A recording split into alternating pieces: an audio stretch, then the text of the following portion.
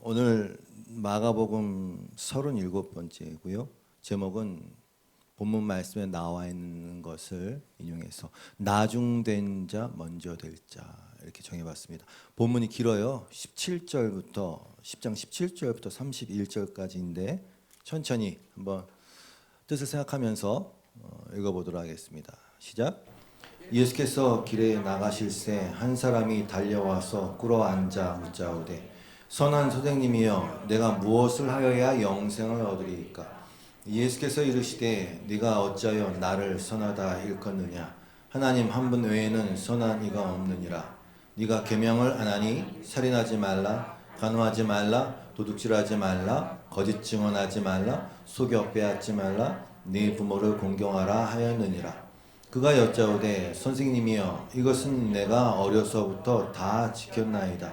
예수께서 그를 보시고 사랑하사 이르시되 네게 아직도 한 가지 부족한 것이 있으니 가서 네게 있는 것을 다 팔아 가난한 자들에게 주라.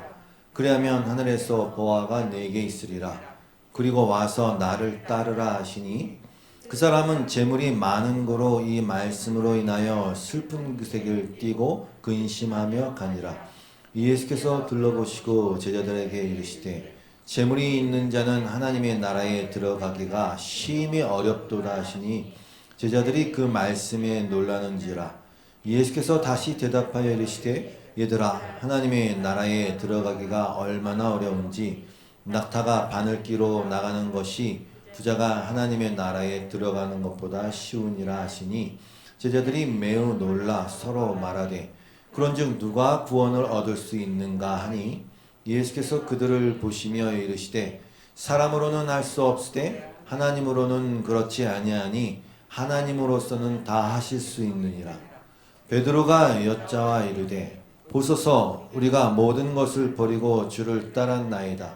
예수께서 이르시되 내가 진실로 너희에게 이르노니 나와 복음을 위하여 집이나 형제나 자매나 어머니나 아버지나 자식이나 전토를 벌인 자는 현세에 있어 집과 형제와 자매와 어머니와 자식과 전토를 100배나 받되 박해를 겸하여 받고 내세의 영생을 받지 못할 자가 없느니라.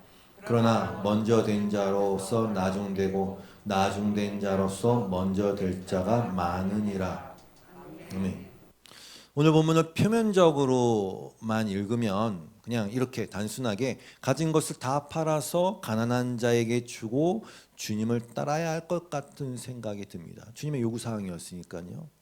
이 사람에게 율법을 어려서부터 다 지킨 이 한 사람에게 마지막으로 한 가지 부족한 것으로 그걸 요구하셨잖아요. 지금 근데 여러분 가능합니까? 주님을 따르시는 여러분, 여러분의 가진 것을 다 팔아서 가난한 자에게 주시겠냔 말입니다. 그러면 여러분의 지금 삶은 어떻게 영위하실 겁니까? 어디서 잘 것이며 무엇을 먹을 것이며 자녀는 어떻게 키울 것입니까?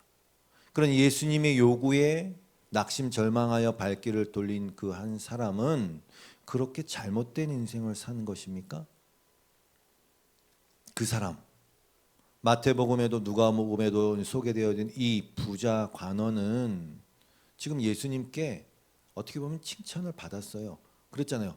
사랑해서, 주님이 사랑하셔서. 그는 어려서부터 계명을 다 지켰어요. 그리고 예수님께 달려와서 어떻게 했어요? 무릎을 꿇고 질문했어요. 그러니까 이 부자 관원의 마음은 진심이었던 것 같아요. 예수님이 그래서 다 하시니까 그 질문들에 사랑하셔서 말씀하신 거죠. 정말 알고 싶어서 물어본 거예요. 예수님을 시험하고자 이런 말 한 게 아니었단 말이죠. 그에게는 열망이 있었던 것 같아요. 어떤 영생에 대한, 그리고 진리에 대한 열망, 하나님께 대한 열망. 그건 좋은 거예요. 그래서 예수님도 사랑하셔서 말씀해 주신 것이죠. 근데 여러분, 근데 사실 이 사람이 충분하지 않습니까? 어려서부터 이렇게 살기가 쉬운 게 아니잖아요. 부자한 게 잘못된 건 아니잖아요.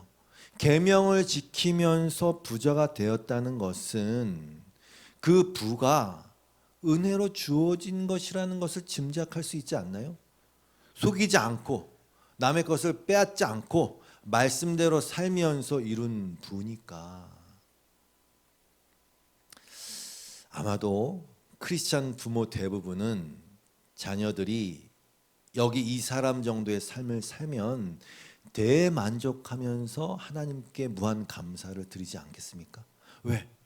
신앙생활 철저히 잘하고 거기다가 성공까지 했으니까. 뭐 그 성공의 의미가 뭔지는 따져봐야 할 문제이긴 하지만 아무튼 이렇게 살아가길 대부분 원하지 않느냐 말입니다. 십중팔구 다 원할걸요. 이 사람의 문제는 지금 그럼 예수님을 따르지 않았다는 것입니까? 근데 여러분 잘 들으십시오. 예수님의 제자는 지원 합격한 게 아니었어요. 예수님의 제자는 예수님이 기도하시고 밤새 기도하시고 뽑았다고 성경에 나오잖아요.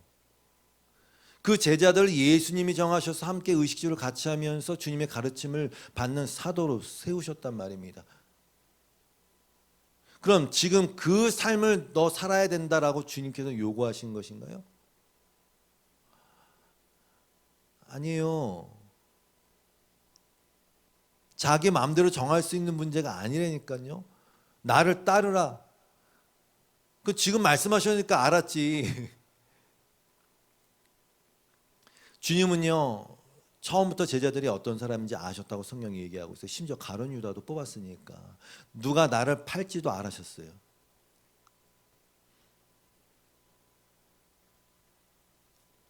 다 버리고 주님을 따르는 것이, 이 사람의 질문이 그거잖아요. 어떻게 하면 영생을 얻겠습니까? 다 버리고 주님을 따르는 것이 영생을 얻는 조건이라면 가룟 유다는 그렇게 가면 안 되죠. 왜? 다 버리고 따랐잖아요, 주님을. 그리고 12 제자 외에도 주님을 따르던 많은 제자들이 있었어요. 막달라 마리아라는 사람 여인도 있었고, 나사로 마리아 마르다라는 가족도 예수님이 사랑하시던 가족들이었어요.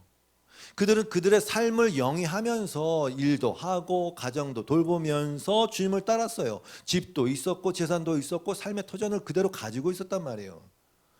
주님은 그들의 집에 가서 잠시 쉬시기도 하셨어요. 얼마나 좋으셨는지 몰라요. 마르다는 그 주님이 오셨을 때 정성껏 막 음식도 만들고 그렇게 가서 쉬셨단 말이에요. 그들에게는 왜 그 요구를 안 하셨냔 말입니다.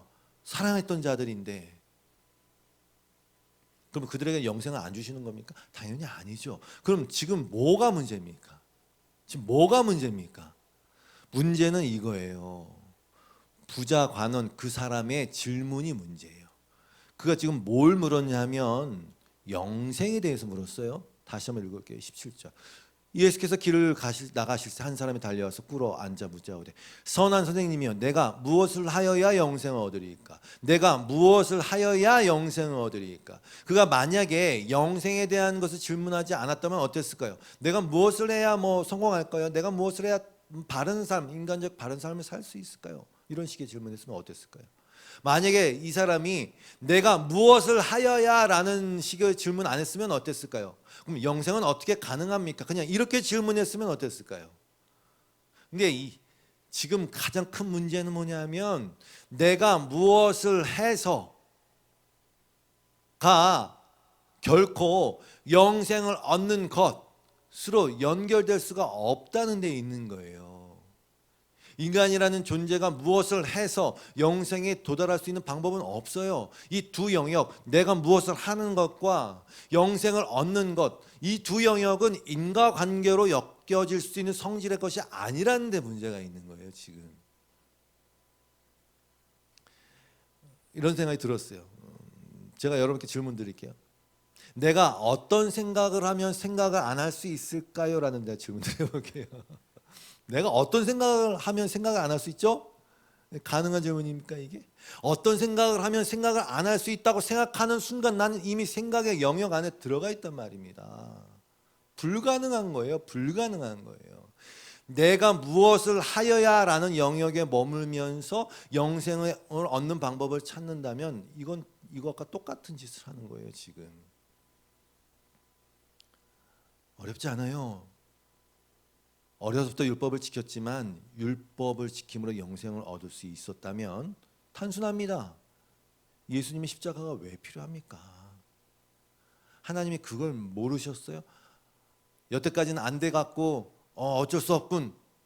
의롭게 되고 선하게 되고 구원을 받을 수 있는 방법은 예수 그리스도 내 사랑하는 독생자를 죽이는 십자가에 매다는 방법밖에 없군. 이렇게 했는데 갑자기 어떤 특별한 존재가 나와 갖고 무엇을 해서 영생을 얻는 방법을 찾았다? 하나님이 이런 방법도 있었네. 이게 또 가능했어? 그럼 하나님이 아니죠.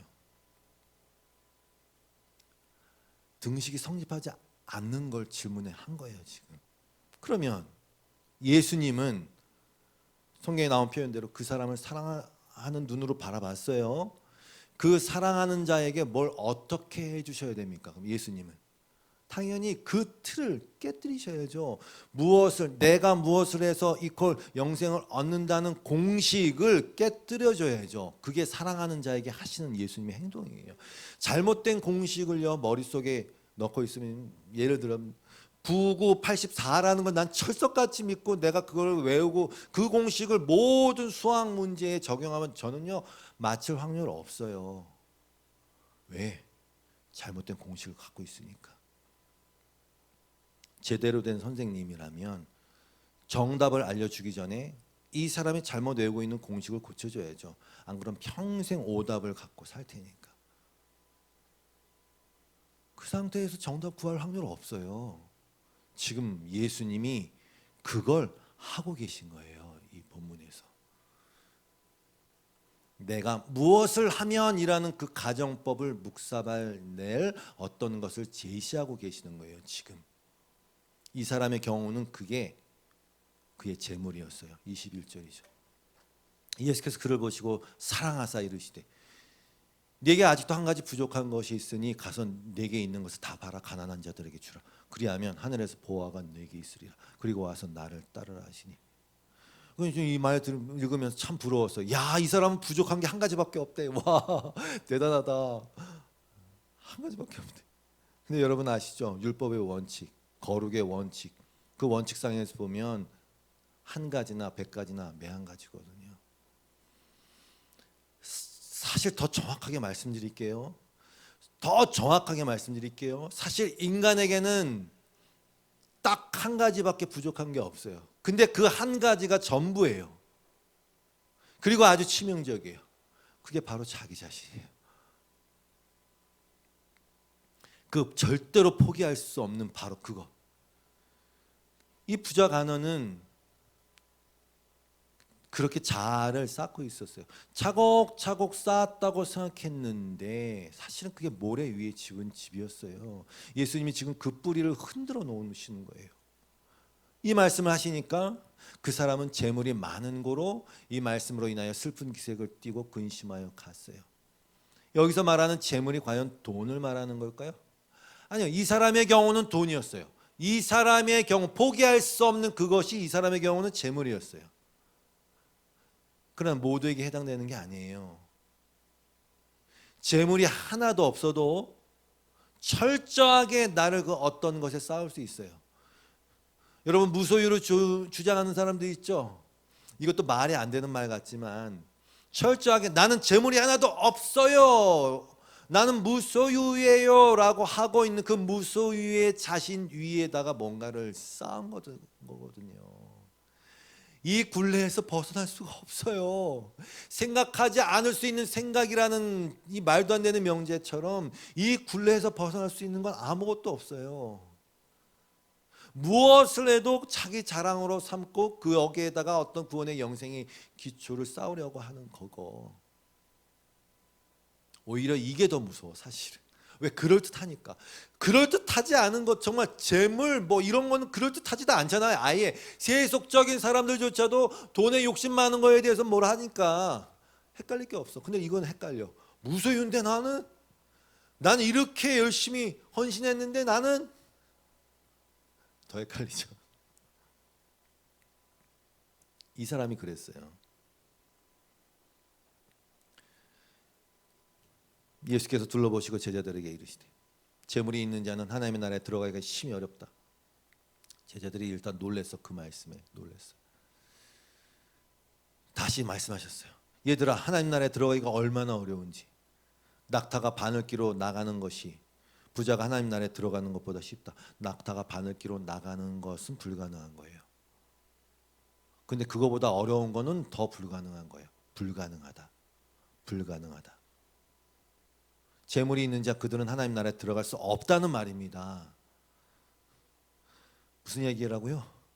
하나님 외에, 주님 외에 의지할 것 있는 거, 자랑할 것 있는 거, 그게 재물이라고 그랬잖아요. 큰일 났어. 제자들이 매우 놀라. 26절이죠. 제자들이 매우 놀라 서로 말하되, 근데 잘 들으세요. 매우 놀라 서로 말하되 그런즉 누가 구원을 얻을 수 있는가 하니 예수께서 그들을 보시며 이르시되 사람으로는 할 수 없으되 하나님으로는 그렇지 아니하니 하나님으로서는 다 하실 수 있다 그랬어요. 명확해졌어요. 구원이라는 것, 영생이라는 것은 불가능하군. 사람으로서는 불가능하군. 하나님만 할 수 있는 건 오케이 됐어요. 그런데 누가 구원을 얻을 수 있겠는가라고 제자들이 말한다는요. 여러분, 예수님은 지금 제자들을 참 열심히 가르치고 있는데 이 제자들의 속셈이 있었어요. 누가 구원을 얻을 수 있는가라고 얘기한 거 안에는 그 제자들의 마음 안에서는요 쾌재를 부르고 있었단 말이에요. 왜? 우린 다 버리고 따랐거든. 누가 구원을 얻을 수 있겠는가? 근데 속으로는 얘기한 거예요. 이 어려운 일을 누가 했는가? 내가 지금 그걸 하고 있었네. 내가 아버지도 버리고 어머니도 버리고 뭐 직장도 버리고 뭐 그 당시에 전토도 버리고 내가 주님을 다 버리고 쫓았잖아. 내가 그랬네. 제자들이 다 그랬겠지. 야, 이 중요한 것, 이 불가능한 걸 우리는 했네 하면서 자랑스러워 했다니까요. 28절이에요 그게. 베드로가 천국 가면 좀 놀려주려고 베드로가 여짜와 이르되 보소서 우리가 모든 것을 버리고 주를 따랐나이다. 이 어려운 거 우리가 해냈나이다. 근데 바로 이게 베드로와 제자들에게 있어서는 그 재물이었어요.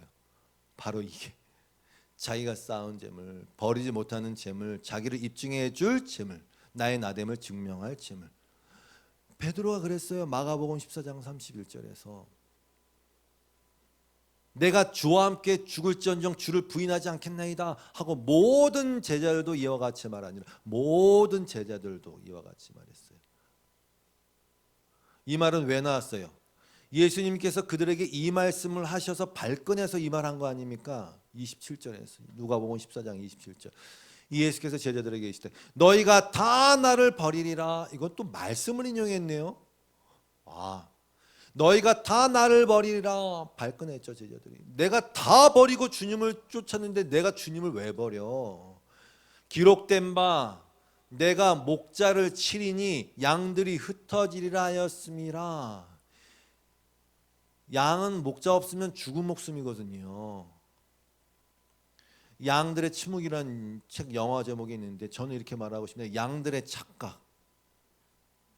이 양들은요 혹시 몰라요 그냥 생각이에요. 자신들이 목자를 열심히 지켜주고 있고 자신들이 목자를 목자 되게 하는 거라고 생각하진 않았을까요? 양들의 착각. 요한복음에서 예수님이 그러셨어요. 요한복음 10장 26절 말씀에서 너희가 이제 안 믿는 사람들이에요. 너희가 내 양이 아님으로 믿지 아니하는도다.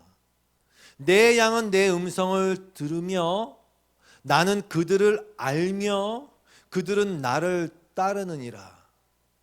내가 그들에게 영생을 주노니. 여기 나왔네요. 목자가 영생을 주는 거네. 그들을 알고 있는 그 주님이 주시는 거네요. 그러니까 목자가 부르니까 음성을 들을 수 있는 귀가 두셔갖고 따르고 자시고 뭐 이렇게 하고 있는 거네요. 내가 그들에게 영생을 주노니 영원히 멸망하지 아니할 것이요 또 그들은 내 손에서 빼앗을 자가 없느니라. 그들을 주신 내 아버지는 만물보다 크심에 아무도 아버지 손에서 빼앗을 수 없느니라. 양들은요 각기 제 길로 가는 족속들이에요. 우리 다 양이에요. 다 각기 제 길로 가는 족속들. 눈도 나쁘고 이빨도 없고 짐승이 물어가면 죽을 수밖에 없는 양이 그렇게 시꺼멓다면서요. 깨끗하지도 않은. 잃어버린 양을 찾은 주님이 목자가 어떻게 했어요? 어깨에 들러 업죠. 꼼짝도 못하게. 그렇게 어깨에 들쳐매고 꼼짝도 못하게 살 길로 인도하는 목자 아니면 다 죽는단 말입니다. 그들이 왜 주님의 음성을 들어요? 양들이? 여기 나왔어요. 29절에. 그들 아버지가 그 양을 주님께 맡겼거든요. 아버지가 준 양이라서 실컷 헤매다가 주님의 은혜와 성령의 도우심으로 조금씩 알아듣는 것이죠. 그들이 영생을 얻는 이유는 그들을 목자의 손, 그 주님의 손에서 빼앗을 자가 없기 때문에 그래요. 다른 이유가 없어요. 요한복음 6장 39절에서도 말씀하세요. 나를 보내신 이의 뜻은 내게 주신 자 중에 내가 하나도 잃어버리지 아니하고 마지막 날에 다시 살리는 이것이라. 내 아버지의 뜻은 아들을 보고 믿는 자마다 영생을 얻는 이것이라. 주님을 보내신 그 아버지의 뜻이 이런 것이기에 영생이 가능한 것이에요. 그리고 영생은 뭐라고요? 요한복음 17장 3절 말씀처럼. 영생은 곧 유일하신 참 하나님과 그가 보내신 자 예수 그리스도를 아는 것이니이다. 근데 문제는 뭐라고요? 인간이 무엇을 해서 이 부자가 오는 애 질문처럼 내가 무엇을 해서 그 관계로 들어갈 수가 없어요. 왜냐하면 이것 때문에 그래요. 마태복음 11장 27절 이해해보세요. 내 아버지께서 모든 것을 내게 주셨으니 아버지 외에는 아들을 아는 자가 없어요. 오케이.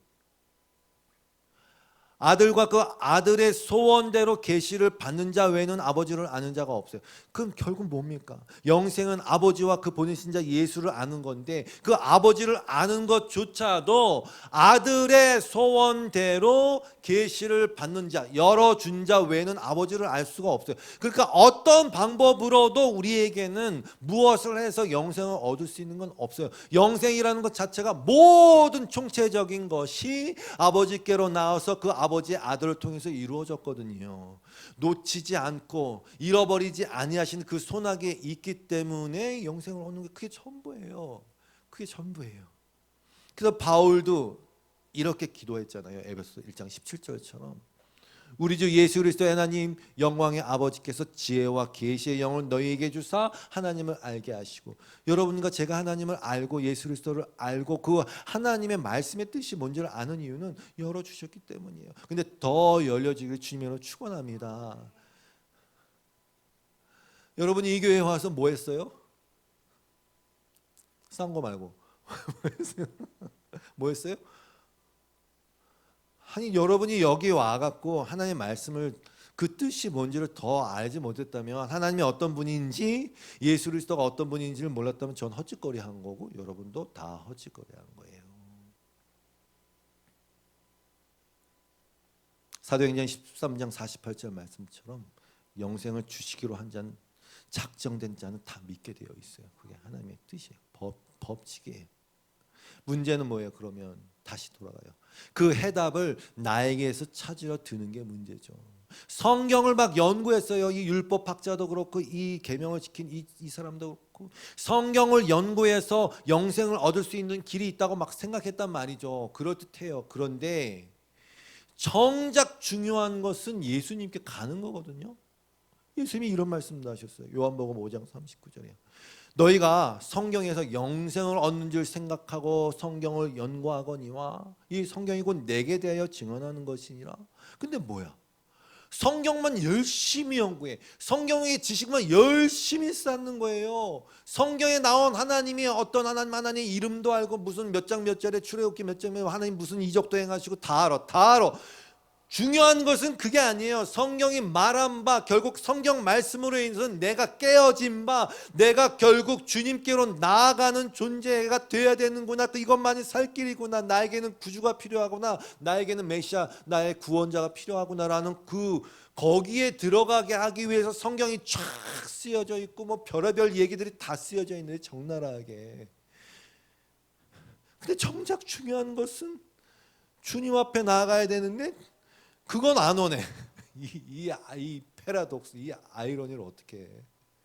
그 수많은 사람들이 교회에 와갖고 막 성경 공부도 하고 뭐 말씀도 은혜 받았다고 하는데 정작 진짜 중요한 내 자신을 완전히 내려놓고 내 자신의 파산을 선고하고 내 영혼이 주님 아는 밖에 있었던 상태의 내 영혼의 상태가 완전히 뭐 그냥 아무것도 아닌 존재라는 걸 알아서 정말 적극적 심령이 생겨서 내 안에서 이런 거 저런 거 다 괜찮아. 내게 정말 필요한 것은 주님 앞에 나가는 거야. 여기가 오면 끝난 거예요, 사실은. 근데 원하지 않아. 가짜로 주님 앞에 나가는 것도 있어요. 복음서에 수많은 제자가 주님을 떠났다고 나오잖아요. 요한복음 6장 64절 말씀처럼 너희 중에 믿지 않은 자들이 있느니라. 다 하시네. 이는 예수님께서 믿지 않는 자들이 누구며 자기를 팔 자가 누구인지 처음부터 하심이라. 다 하시네요. 또 이르시되 그러므로 전에 너에게 말하기를 내 아버지께서 오게 하여 주지 아니하시면 누구든지 내게 올 수 없다 하였노라 하시니라. 끝. 그럼 어떻게 내가 무엇을 하여야 갈 수 있습니까? 나로 말미암지 않고는 아버지께로 올 자가 없느니라. 내가 무엇을 하여야 영생을 얻을 수 있습니까? 정작 주 앞에는 나가질 않는 이 답답하죠. 그때부터 많은 제자 중에 많은 사람이 떠나가고 그와 함께 다니지 아니하더라. 12에게 제자에게 물었어요. 너희도 가려느냐? 너희도 가려느냐? 주님을 따른다는 것은 수천만 번 말씀드리지만 나의 존재에 근거되는 것, 나의 존재에 의미되는 것, 나의 나됨을 나에게서 찾는 그 행위들을 다 버려야 하는 것이거든요. 즉 재물을 다 버려야 하는 것이거든요. 오늘 본문에서 예수님이 말씀하신 이것들 뭐였어요? 28절, 29절. 내가 진실로 너에게 이르노니 나와 복음을 위하여, 나와 복음 때문에도 괜찮은 해석이에요. 나와 복음 때문에, 복음을 위하여 집이나 형제나 자매나 어머니나 아버지나 자식이나 전토를 벌인 자, 이걸 버려야 된다는 뜻 아닙니까? 그러면 30절 현세에 있어 집과 형제와 자매와 어머니와 자식과 전토를 100배나 받되 박해를 겸하여 받고 내세의 영생을 받지 못할 자가 없느니. 근데 이거를 또 그 잘못된 공식의 법칙을 갖고 있는 어떤 구제불능의 인간들이 이걸 갖다가 또 이상하게 해석하시죠. 봐라, 주님을 위해서 다 버리고 희생하면 현세에 이 땅에서 버린 것에 100배나 더 받는다고 하지 않냐? 아니 그러면 어머니를 100배나 받으려면 우리 아버지가 살림을 100개 더 차려야 된다는 얘기예요, 뭐예요? 아이고 제자들 집이 100채가 더 생겼어요? 어떡하란 얘기예요 도대체? 아버지 아니잖아요. 하늘나라의 시민권을 받은 자들이 되는 것이고 제자 요한에게 어머니 마리아에게 네 어머니다라고 말한 것처럼 하늘나라의 새로운 관계가 형성이 된다는 것이고 우리가 형제님 자매님 하는 것처럼 수많은 하늘나라의 형제 자매가 생긴다는 뜻 아닙니까? 이것이 100배라는 것은 이 땅의 숫자가 아니에요. 비유지만 100배라는 것은 완전함을 말하는 거 아닙니까? 완전수 10에 곱하기 10. 완전함 하늘나라에서만 통하는 숫자예요. 네가 이 땅에서 나를 믿으면 그렇게 버린다는 그 상태, 자기를 부인하고 나의 나됨을 삼았던 그 수많은 것들의 효용성이 없다라는 것을 인정한 상태에서, 거듭남의 상태에서 내가 나의 나됨을 오직 예수 그리스도 안에 있는 존재 안에서, 그 포도나무에 붙어있는 가지라는 존재 안에서만 찾았을 때 우리는 이미 이 현세에서 하늘나라를 살아가는 존재예요. 너희의 시민권은 하늘에 있다. 벌써 이미 already 엘 발음 already 그거 얘기하는 거잖아요. 그러면 어떻게? 박해를 겸해서 받아야지.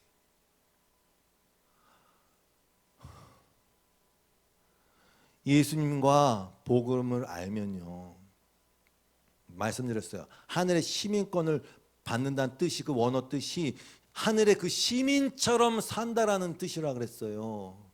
대한민국 사람이 어디 외국에 가면 어쩔 수 없어요. 김치 땡기고 된장찌개 구수한 거 맛 좋고 대한민국 사람처럼 살 수밖에 없어요. 그 성향이 그러니까 예수님과 복음을 알면 그러므로 박해를 받는 듯한 삶을 살 수밖에 없어요. 왜?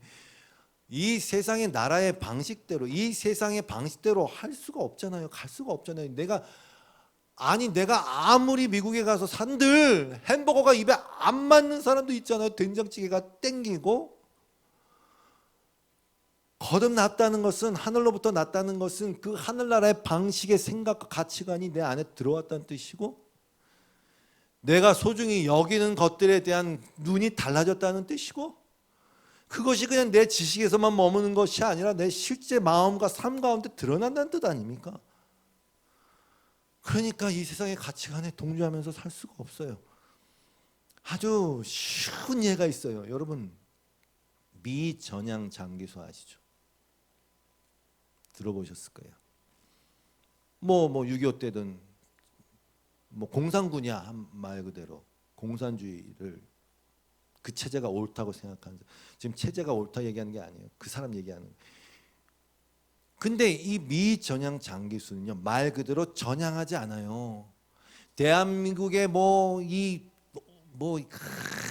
63빌 아니 뭐지 롯데타워 수족관 그다음에 넘쳐나는 음식물들 다 보여주면 야 봐봐라 여기가 더 좋은 거 아니야? 여기가 진짜 살만한 인간이 살만한 데 아니야? 여기가 좋은 체제야. 이 사상이 옳은 거야 라고 아무리 얘기해도 이 사람의 눈에는 귀에는 들리지가 않아요. 그래서 전향을 안 해요. 미전향 장기수예요. 이 말씀을 드리는 이유는 이 세상을 살아가고 있는 어느덧 내가 하늘로부터 난 자, 아버지가 예수 그리스도에게 주어진 자, 하늘의 시민권을 받은 자라는 것이 들어오면서 마치 미운 오리 새끼가 살다 보니까 나도 오리가 될래, 나도 오리가 될래, 나도 오리처럼 꽥꽥거리고 싶어 살다가 어느 순간 내가 오리가 아니구나 라는 것을 깨달은 순간부터 오리의 영역에 들어가지 않아도 되는 삶을 선택하잖아요. 마찬가지예요.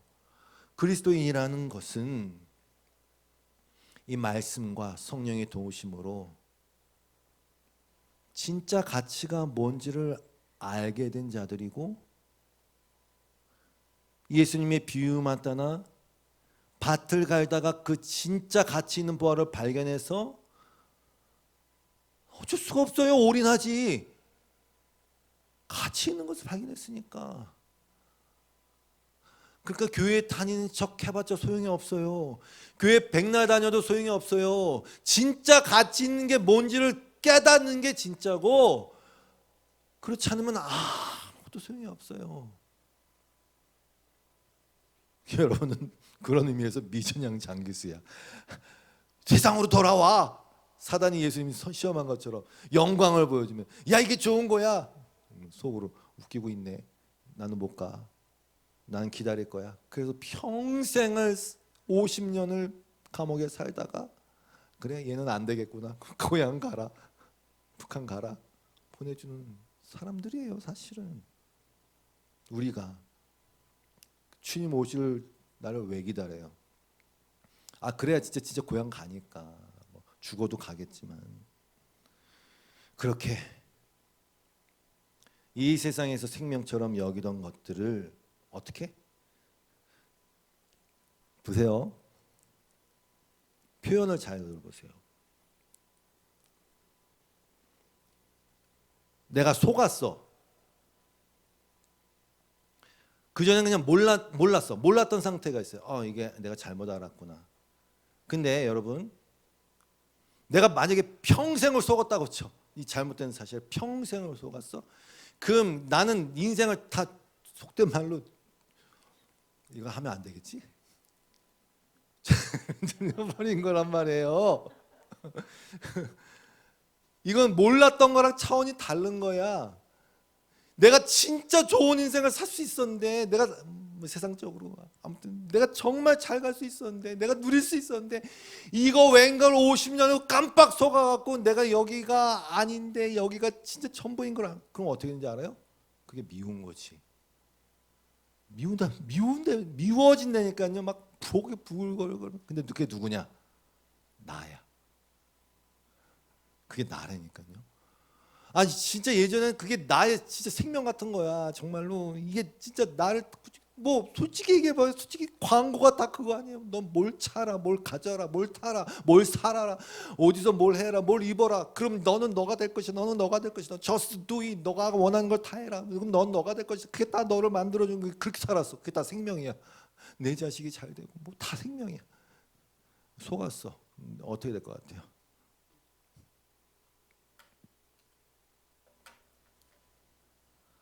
자기의 생명을 사랑하는 자는 잃어버릴 것이고 이 세상에서 자기의 생명을 미워하는 자는 영생하도록 보존하라. 이걸 말씀을 이해 못하면요. 그래 내 생명을 미워해야지. 생명을 미워해야지. 뭐 될 것 같으세요? 안 돼요. 지금 제가 말씀드렸던 이 과정을 깨닫지 못하면 아무리 미워한 척 해봐요. 뒤로 호박씩 가면서 여전히 내 생명. 제가 늘 말씀드리잖아요. 여러분의 원수는 여러분 자신이라니까요. 주님이 나를 따르려거든 자기를 부인하라고 말씀한 건 다 들어있어요. 그 안에 여러분의 원수는 여러분이에요. 욕심이 잉태한 즉 죄를 낳은 거예요. 그러니까 원망할 것도 없어 사실. 뭘 어디 가서 원망해. 이 말씀이 그 말씀이에요. 진짜 성도는 모든 것을 정말로 망칠 뻔한 바로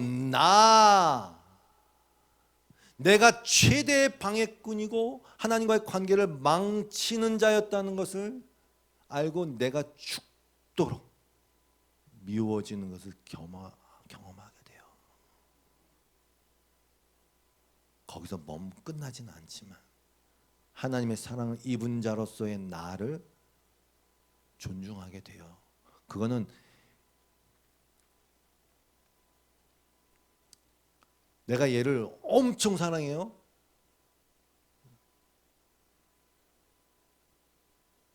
내가 얘를 귀중하게 여기는 건 내가 사랑하기 때문이에요. 여러분이 여러분 자신을 존귀하게 여겨요. 왜? 하나님이 여러분을 사랑하는 존재니까. 그 이유밖에 없어요. 그게 바로 오늘 본문의 마무리인데 31절 말씀이에요. 그러나 먼저 된 자로서 나중되고 나중된 자로서 먼저 될 자가 많다. 나중된 자가 누구? 나를 내 생명을 미워하는 자. 내 생명을 미워하는 자. 이 세상이 생명처럼 여기는 것들을 여러분이 아니야 아닐 거야. 그러면 어떻게 되는지 아세요? 이 선착순의 세상에서 그렇게 외치고 이게 생명이야. 이거 생명되는 걸 잡아. 그런데 나는 주저하면서 아니야. 그렇게 되면 어떻게 되는지 알아요? 영적으로 세상의 관점에서는 여러분은 나중돼요. 먼저가 앞설 수가 없어요. 제일 앞에 먼저 되는 건요. 정말 그게 생명 같아 갖고 목숨 걸고 달리다가 내 초등학교 때 내 아들 운동회 갔는데 어떤 치사한 아버지가 부모 달리기 하는데 내가 1등하고 있었는데 그렇게 1등하고 싶어 나를 밀어갖고 지가 1등 했어요. 먼저 됐어. 근데 만약에 나 먼저가 되는 거 정말 싫어. 나 세상이 먼저 돼야 돼. 먼저가 최고. 난 싫어. 그럼 어떻게 먼저가 되냐고. 나중되지. 내가 미운데 내가 어떻게 먼저가 되냐고. 나중되죠. 나중된 자가 천국에서 말하는 먼저가 되는 거예요. 다 같은 말씀이에요. 이제 마무리하겠습니다. 이 대화의 첫 부분으로 돌아갑니다. 17절 말씀이에요. 예수께서 길에 나가실새 한 사람이 달려와 무릎 꿇고 묻자오되 선한 선생님이여 내가 무엇을 하여 영생을 얻으리이까. 예수께서 이르시되 잘 들으세요. 예수께서 이르시되 네가 어찌하여 나를 선하다 일컫느냐. 하나님 한 분 외에는 선한 이가 없느니라. 왜 이렇게 딴질 거신 것일까요? 아니 좋잖아요. 맞잖아요. 선하시잖아요. 주님이 선하지 않은 분이세요? 선하세요. 네, 여러분 근데 똑같아요 지금. 주님이 선해요. 그래서 성인 군자의 반열에 올려놓고 사람들이 추앙한다고 해서 그들이 영생을 얻는 게 아니에요. 그분은 선하시죠. 근데 그 선함은 당신은 선생님 선하십니다, 이 부자 관원이 말한 수준의 선함이 아니에요.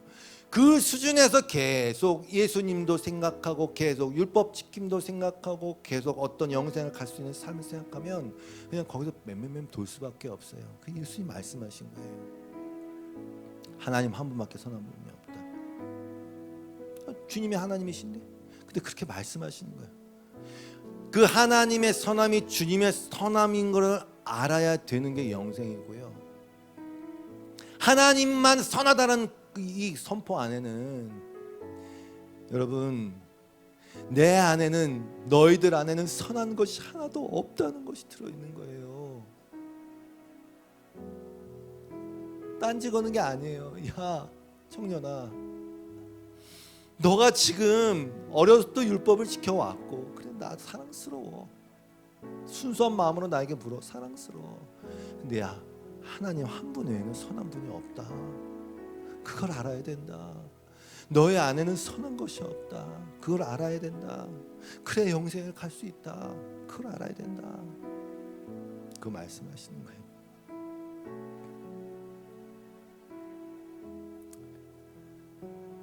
너무 길어져서 이건 그냥 여러분 나중에 생각해 보세요. 무엇을 하여야 영생을 얻으리까? 똑같은 질문이 나오는 데가 있어요. 누가복음 10장 25절이에요. 한 율법 교사가 일어나서 근데 얘는 좀 틀렸어. 왜? 예수를 시험하여 이르되 선생님 내가 무엇을 하여야 영생을 얻으리까? 이렇게 질문하고 있었으니까요. 그때 예수님이 이렇게 말씀하셨어요. 야 율법에 뭐라 기록되었으냐? 왜? 율법학자니까 얼마나 잘 알겠어요. 대답했어요. 네 마음을 다하고 목숨을 다하고 힘을 다해서 하나님 사랑하고 네 이웃을 내 자신같이 사랑하라. 오 맞네요. 맞았어요. 근데 예수님이 그러셨어요. 네 대답이 옳네. 그럼 그대로 살아라. 근데 문제 뭔지 아세요? 문제 뭔지 아세요? 이 말씀 이후에 나온 게 뭐냐면 여러분이 사람들이 너무나 잘 아는 선한 사마리아인의 비유. 왜 그 비유를 들었냐? 이 율법 교사에게는 나를 따르라 이런 얘기도 안 하세요. 왜? 애초에 그냥 너무 모르니까. 뭘 모르냐면 이 사람이 이 질문을 왜 했냐? 자기를 옳게 보이려고 내 이웃이 누굽니까? 라고 물었어요. 시간 관계에서 내용을 생략하고 예수님이 비유를 들으셨어요. 예루살렘에서 여리고로 가는 중에 강도를 만났다. 어떤 사람이 막 거의 죽었다. 근데 제사장이 지나가다 그냥 지나갔다. 왜? 부정타거든. 만지면 안 돼요. 시체 만지면 안 되니까. 레인도 그냥 지나갔다. 왜? 부정타거든. 왜? 자기를 옳게 보이고자 하는 게 이 율법학자하고 똑같아. 그러니까 목적이 자기야. 다 자기를 옳게 보이고 내가 거룩하게 보이고 내가 구원받고 내가 영생 다 자기야. 자기. 그때 예수님이 뭘 그러셨냐면은 사마리아 사람이 왔는데 그 사람이 불쌍히 여겨갖고 기름과 포도주를 상처에 붓고 자기 짐승에 태워갖고 돌봐주고 주마가 가다가 내가 다시 올게, 내가 다 갚아줄게 이랬다. 그때 예수님이 뭐라 그러셨냐면 이 율법학자는 누가 내 이웃입니까? 내 이웃이 누굽니까? 그랬죠. 예수님 뭐라 그랬어요? 누가 강도 만난 자의 이웃이냐라고 물었어요. 무슨 얘기? 야, 네가 강도 만난 자야. 네가 그렇게 스스로를 의롭다 여기고 뭘 하면은 내가 영생을 얻겠습니까? 야, 네가 강도 만난 자야. 네가 강도 만난 자야.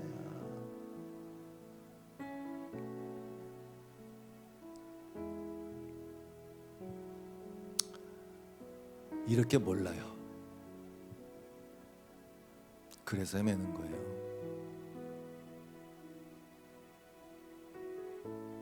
내가 누군지 잘 모르고.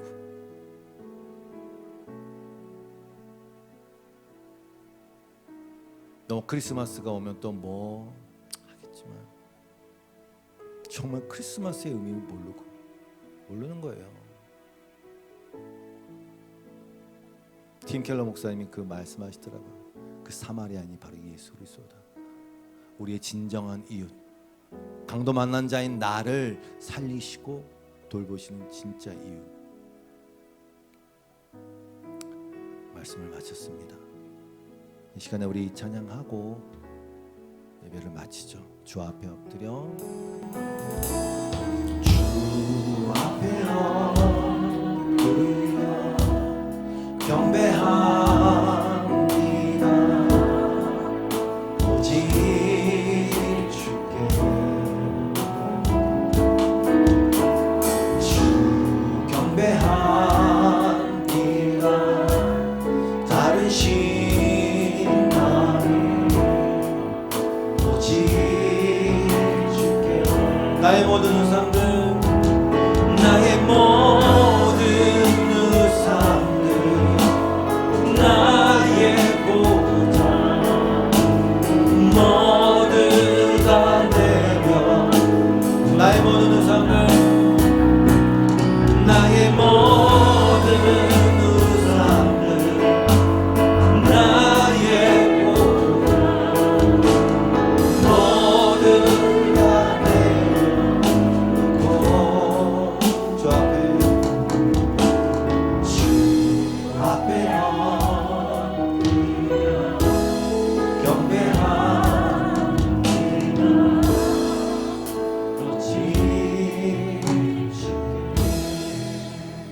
기도하시겠습니다. 하나님 아버지 감사합니다. 절대로 내 양을 뺏기지 않으신다 말씀하신 참 목자 우리 주 예수 그리스도께 우리를 주시고 그 목자의 음성을 듣게 하시고 그 목자가 인도하는 대로 때로는 환난이 있고 고통이 있고 내가 깨어지는 아픔이 있을지라도 그 의미를 알기에 감사한 마음으로 목자와 동행하게 하시니 감사합나이다. 하나님, 여기 있는 하나님의 백성, 하나님의 자녀들 위해 끊임없이 말씀하여 주셔서 살아있는 믿음으로 이 세상을 살아가는 무도가 되게 하여 주시옵소서. 예수님의 이름으로 기도드리옵고 주 앞에 드려진 모든 예물과 기도에 응답하시는 주님, 넉넉하게 가장 좋은 방향과 가장 좋은 것으로 채워주실 줄로 믿습니다. 예수님의 이름으로 기도드리옵고 이제는 우리 주 예수 그리스도의 놀라우신 은혜와 하나님 아버지의 극진하신 사랑하심과 성령님의 교통하심이 오늘 주님의 어떠함을 깨달아 알아 찬양하고 예배한 예배자들 위에 이 교회 위에 영원토록 함께 하시기를 간절히 축원하옵나이다. 아멘.